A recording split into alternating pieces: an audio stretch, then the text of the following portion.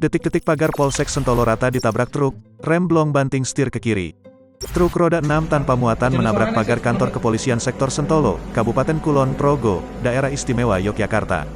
Mitsubishi Fusonopol bernomor polisi H1321TF itu berhenti tepat di halaman depan polsek tersebut. Tabrakan tidak menimbulkan korban luka apalagi nyawa. Namun, peristiwa ini mengakibatkan pagar kantor Polsek Sentolo mengalami rusak berat, taman rusak, juga beberapa fasilitas dalam halaman kantor.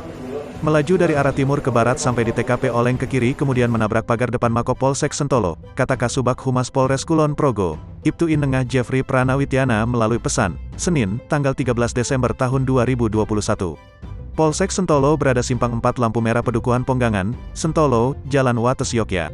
Jalan itu ramai lalu lalang kendaraan besar kecil sebagaimana adanya jalur lintas provinsi. Lalu lintas ketika itu tengah sibuk pada pukul 7.50 waktu Indonesia Barat.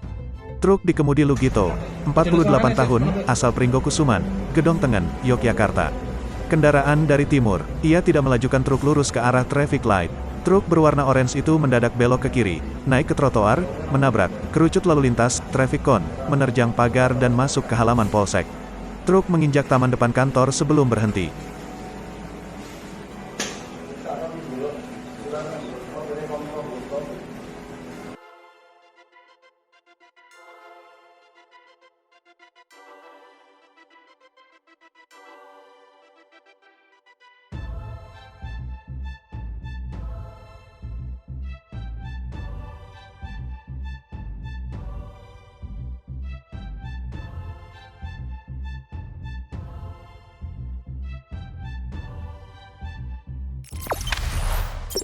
Jangan lupa subscribe, share, komen, dan like ya.